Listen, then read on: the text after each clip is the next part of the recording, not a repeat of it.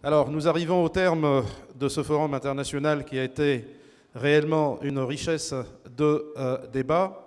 Et avant de le clôturer, je voudrais bien, s'il vous plaît, que vous applaudissiez Monsieur Riad Chaoud, secrétaire d'État des sociétés communautaires auprès du ministre de l'Emploi et de la Formation professionnelle, qui prononcera son discours de clôture de cet événement.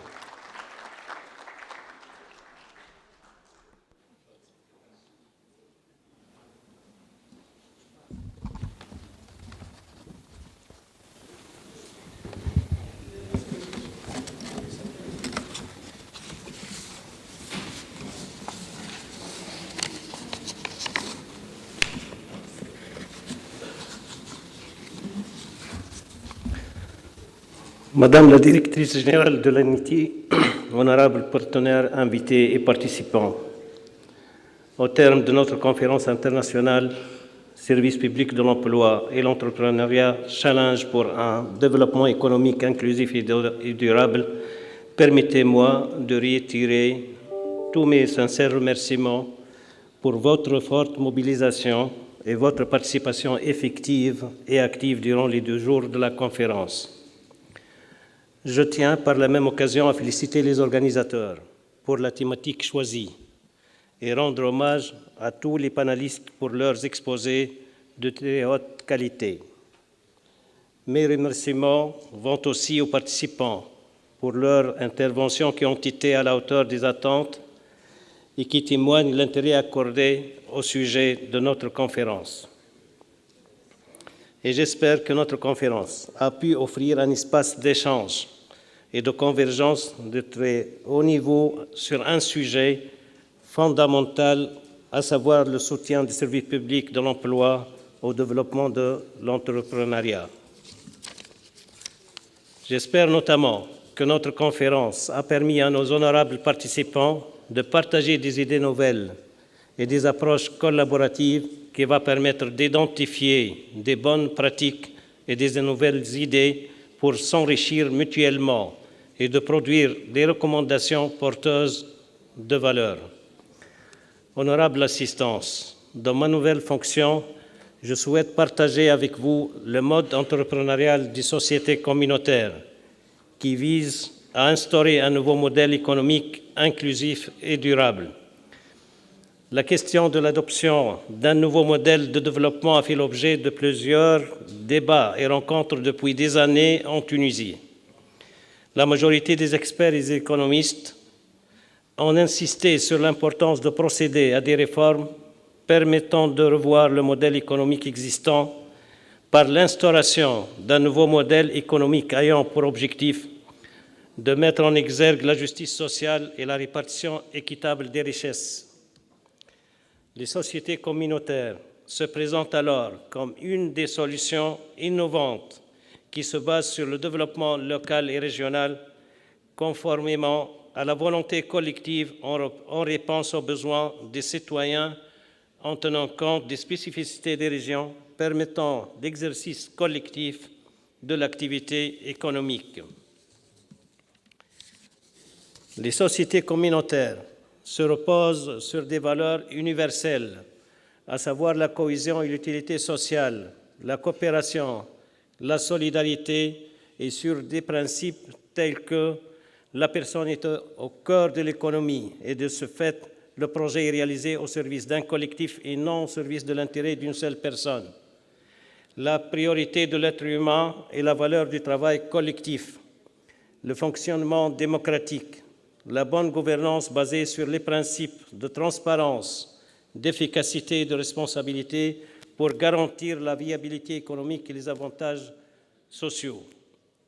Honorable assistance, permettez-moi, au terme de mon allocution, d'exprimer une autre fois mes plus vifs remerciements à tous les organisateurs et de saluer l'engagement des équipes, et notamment de l'ANITI et de WAPES. Merci d'avoir tout répondu présent pour enrichir les réflexions et de contribuer ensemble à un développement économique inclusif et durable qui était un défi à relever. Je vous remercie pour votre aimable attention. Merci. Un grand merci à M. Riad Chaoud, secrétaire d'État auprès de M. le ministre de l'Emploi et de la Formation professionnelle. Alors, monsieur le secrétaire d'État, juste pour vous donner une idée sur les travaux donc, de ce forum international qui, selon les débats, était une réussite totale, tellement les thématiques étaient importantes à traiter. Elles sont allées dans le vif du sujet.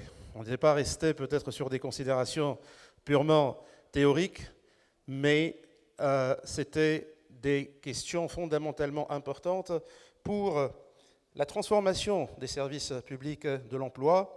Et je pense, vous-même, vous êtes un secrétaire d'État dans ce gouvernement tunisien, et avec les sociétés communautaires, ce sont d'autres défis qui sont en train donc de se mettre en place avec cette économie sociale et solidaire que nous souhaitons développer donc en Tunisie, au même titre que d'autres pays actuellement qui sont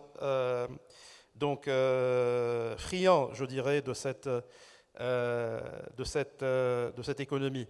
Alors nous avons commencé avec un panel introductif dans lequel nous avons commencé par mettre l'accent sur les tendances mondiales de l'entrepreneuriat. Où va-t-on finalement? Là, nous assistons, et nous l'avons étayé à plusieurs titres, à un nouveau paradigme qui s'installe. C'est des paradigmes nouveaux, et bien évidemment, les services de l'emploi eux-mêmes sont à même finalement de faire leur mutation afin d'accompagner l'économie orange, l'économie verte, l'économie bleue, l'économie grise. Donc c'était réellement donc, une réflexion très importante pour dire où est-ce que nous allons finalement. Ensuite, nous avons parlé de culture entrepreneuriale et création d'opportunités. Et dans ce cadre, plusieurs invités du Gabon, notamment M. Lekoumba, nous a présenté ce qui se fait au Gabon en cette matière-là, avec donc un dispositif d'auto-emploi qui a été mis en place par le gouvernement gabonais. On a parlé aussi de ce qui se fait en Belgique par l'Actiris. Donc, et c'est des défis finalement qui sont réellement semblables, bien que les pays ne soient pas réellement dans la même position de développement. Mais on est en train de vivre donc pratiquement les mêmes défis. On a parlé également du projet du statut de l'étudiant entrepreneur, qui a été mis en place par le gouvernement tunisien depuis quelques années aussi. On l'a essayé de l'étayer pour dire ce qui est en train de marcher, ce qui n'est pas en train de marcher aussi. Puis, nous avons basculé sur une question fondamentale. C'est utiliser les moyens des SPE pour essayer de ramener cette population énorme de l'informel vers le formel. C'est une question fondamentale. Ce n'est pas vous qui allez me contredire sur cette question-là. Aujourd'hui, on parle d'une proportion de 40-50% d'économie informelle, et puis cette précarité que nous avons vu même sur des considérations d'économie digitale. Même au niveau des digitales, on a vu qu'il y avait une certaine précarité. Et donc, nous avons discuté également de cet entrepreneuriat numérique. Nous avons montré qu'il y a réellement un challenge, parce qu'une tendance importante, et en Tunisie, nous avons des compétences énormes en matière d'économie numérique, mais nous avons aussi une plaie béante et saignante. C'est la fuite des cerveaux des Tunisiens qui sont en train de partir à l'étranger. On est en train de former, mais beaucoup sont en train donc de partir. Et sur la question des SPE, on a parlé également des nouvelles formes de travail et les nouvelles formes de services que les SPE doivent également donc offrir à ces populations. Bien évidemment, nous avons terminé cette discussion avec l'entrepreneuriat et les nouvelles tendances auxquelles venait d'assister cette économie orange fondamentalement, l'économie green, et nous avions des témoignages qui sont venus du Maroc, de la Mauritanie également, de Slovénie aussi, et de nombreux autres pays. Tout ce programme a été ponctué par des success stories, histoire d'alléger un peu, je dirais, les discussions. On a eu des success stories qui étaient vraiment magnifiques, qui sont là, par ailleurs, à côté, dans une salle à côté, et qui ont essayé de nous montrer tout ce qui a été fait. On a eu de l'entrepreneuriat social, on a eu de l'entrepreneuriat économique, on a eu des histoires de biscuits également, hein, donc une demoiselle qui a commencé avec un petit biscuit et qui aujourd'hui est à la tête d'une entreprise florissante. C'est réellement quelque chose de magnifique.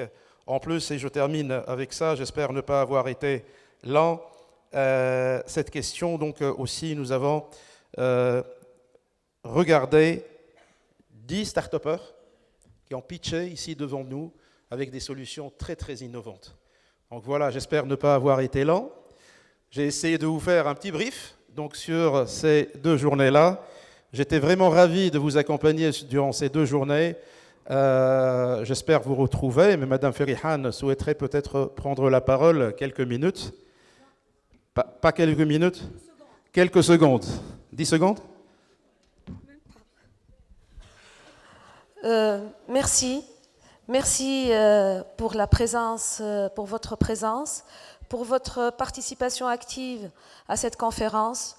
Je suis convaincue que de cette conférence, nous sortirons grandis et riches en informations, mais riches aussi très probablement d'actions qu'on pourrait mettre en place dans nos pays. Comme l'a dit si bien Anis, on est différents sur peut-être sur le plan culturel, niveau de développement, etc. Mais les problématiques sont partagées, et particulièrement pour l'entrepreneuriat. Donc merci. La Tunisie est toujours, ses portes sont toujours ouvertes. On est là. Vous avez une visite culturelle au site archéologique de Carthage à 15h. Donc il y aura les bus ici. Et bienvenue en Tunisie. Vive ma Tunisie. Et vive tous les pays qui sont là, qui ont partagé avec nous ces moments inoubliables. Je tiens également et particulièrement à remercier mes collègues de l'ANETI qui se sont investis depuis 3 mois à organiser cet événement avec la contribution de WEPS. Thierry, il est là, il est toujours derrière, mais il est toujours là. Il nous a accompagnés pendant...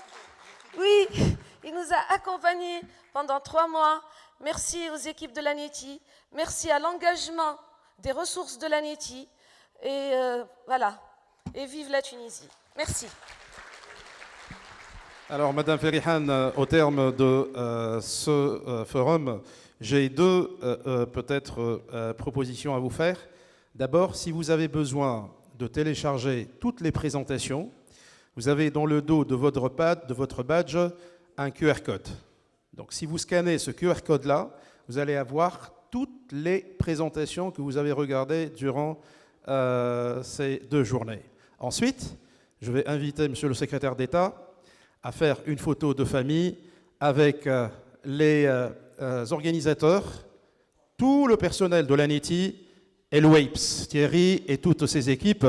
Donc, s'il vous plaît, venez ici, voilà, sur le podium, pour prendre donc une photo. Ici, c'est mieux, il y a l'écran.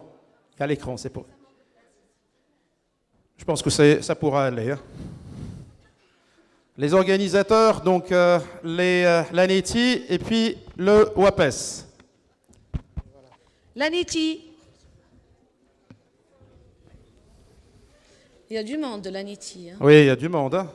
Il ne reste plus personne à l'administration, j'ai l'impression. Si. On est quand même 1500. Hein. Faites de telle sorte de laisser Monsieur le secrétaire d'État au milieu. Voilà.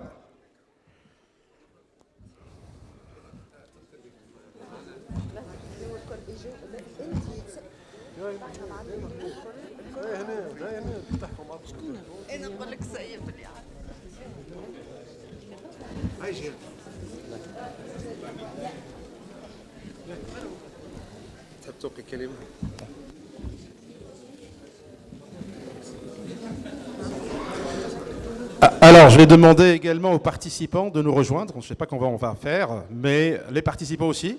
Allez-y. Tous les participants. Voilà. Tous les pays donc, qui sont là. On va essayer de faire une photo ensemble.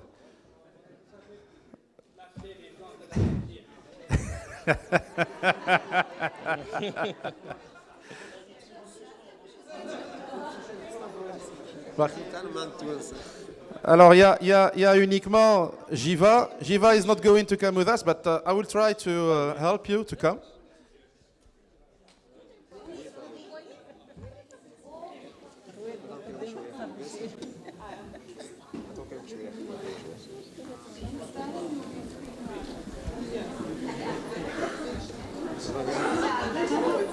Emre, yeah, you can do it, yeah.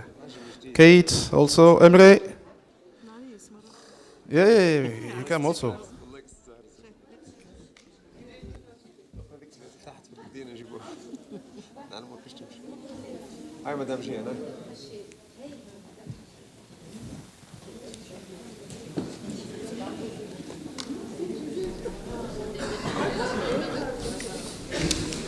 Alors, cheers.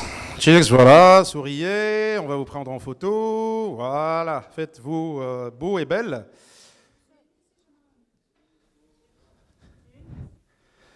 C'est bon.